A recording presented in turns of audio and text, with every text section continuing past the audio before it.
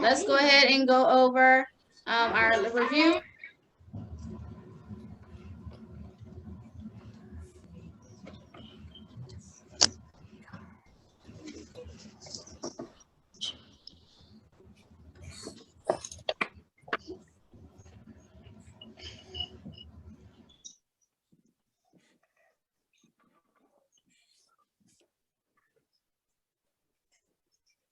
All right, let's go ahead and review.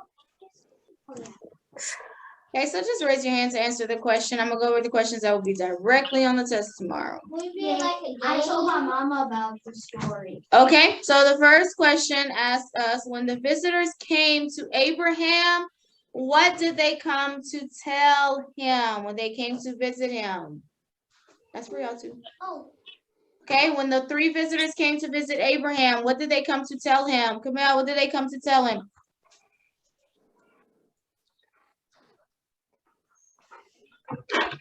That Sarai would have a baby at 90?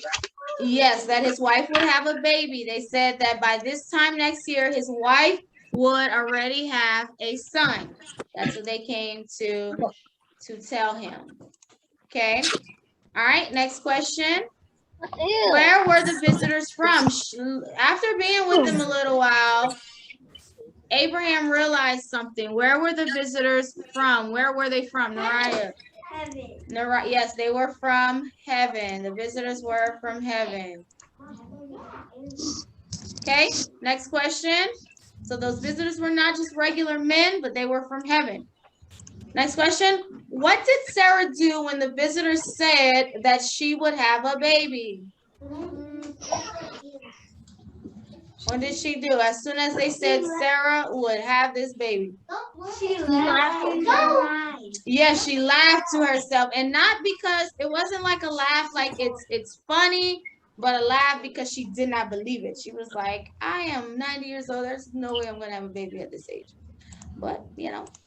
Okay. What did the Lord tell Abraham he was going to do to the cities of Sodom and Gomorrah? What did he tell them he was going to do to the city? Hannah? He was going to destroy the city? Yes, he was going to destroy the cities. Why was the Lord going to destroy the cities? What was the reason behind him destroying the city, Carly? Because there's a lot of sin. Because of all of the sin, right? It was too much sin going on inside of the city. And so the Lord was like, I'm going to have to destroy the city because of all of this sin. Okay? So who did Abraham have concern about that was inside of the city? Who was Abraham worried about that he knew was inside of the city? Anybody? Okay, Josiah. Lot. He was very concerned about Lot, right? But did the Lord show Lot mercy? Yes, the Lord did show mercy to Lot. And why did God show mercy to Lot? Because of who? What was the reason why the Lord, yes, he's merciful, but why did God decide to spare Lot and his family? Because of who? Abraham prayed. Because Abraham had prayed for him. Yes, because Abraham had prayed for him. So how did God destroy the cities? What did God do to destroy those cities, Sodom and Gomorrah? What did he do? Fire and brimstone. He rained down fire and brimstone upon the cities, which destroyed the cities. It burned it up. So what was the command that the angels gave them when they left? When Lot and his family left the city, what did the angels command them not to do? Solomon, thank you for your hand. Not to look back, right? And who chose to look back? Sarah was not there. His wife. Okay, Lot's wife. Look back. Not Sarah. Sarah was not there. This is some different people. So yes, Lot's wife. She looked back, and because she looked back, she ended up turning into a pillar of salt. I thought you were going to say that question. Yep. So who was Abraham and Sarah's son? Finally, we fast forward a year later. The Lord has finally blessed them with a son, and it's not.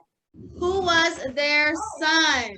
Isaac. Isaac. Remember, that's what they had to name him. The Lord had commanded them to name their son Isaac, right?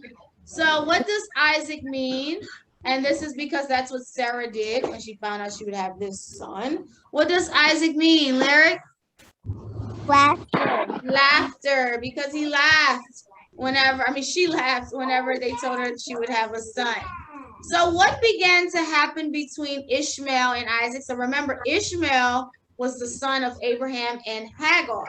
That's Isaac's older brother. He was not the promised son, Isaac was, but he still was his brother. So what started to happen between the two of them, Evan? Ishmael would pick.